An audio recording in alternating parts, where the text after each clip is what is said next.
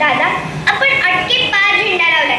आपण नररत्न आहात म्हणून एक सांगते, माझ्याशी युद्ध करायला येताय ना, काही हरकत नाही. पण तुम्ही क्षिप्रा ओलांडा.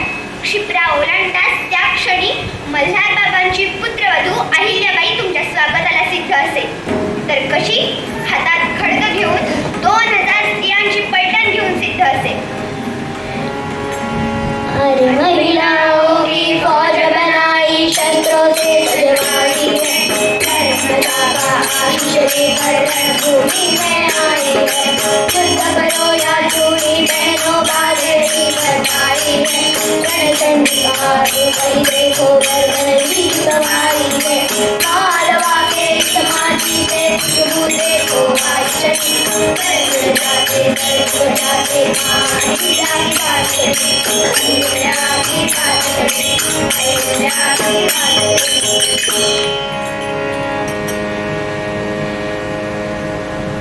खरंच हो, खरंच.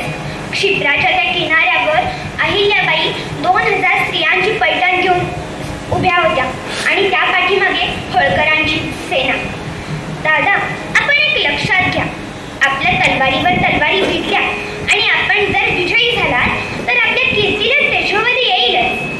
पण जर आपण पराजित झालात तर कलंक सुद्धा लागेल. राघोबा दादाही समजूतदार होते. त्यांनी कुठून तरी बातमी काढली आणि कळलं. त्यांनी ते कूटनीती धुरंधर भारतवर्षामध्ये तलवार गाजवलेले व्यक्तिमत्व होते. त्यांनी अहिल्याबाईंना पत्र लिहिले. तुमचा काहीतरी गैरसमज झाला आहे, तुम्हाला समजले नाही. आता युद्ध करणे हे माझं काम नाही, हे मला बरंही दिसत नाही.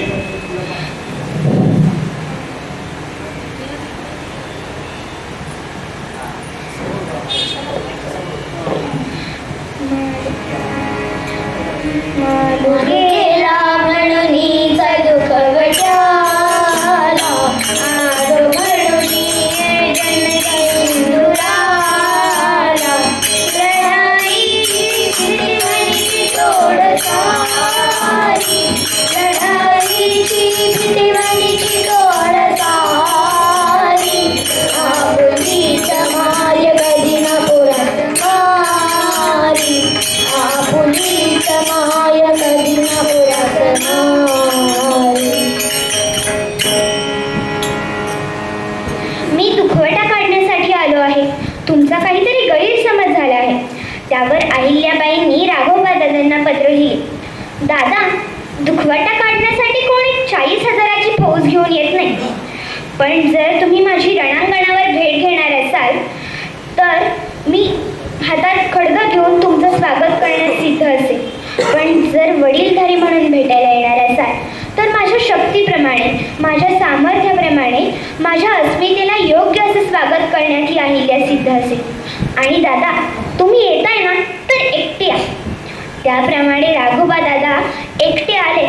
4 दिवस राहिले त्या इंदोरच्या राजवाड्यात आणि जेव्हा चर्चा सुरू झाल्या, राज्यकारभार पाहिला, तेव्हा कळलं खरंच आपण कुणावर तलवार उचलणार होतो.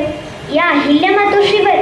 ज्यांनी दादाजवळ ही कागाळी केली होती त्याला तर दादांनी फाशी दिलंच, पण त्यानंतरचा अहिल्याबाईंचा राज्यकारभार म्हणजे काय हो.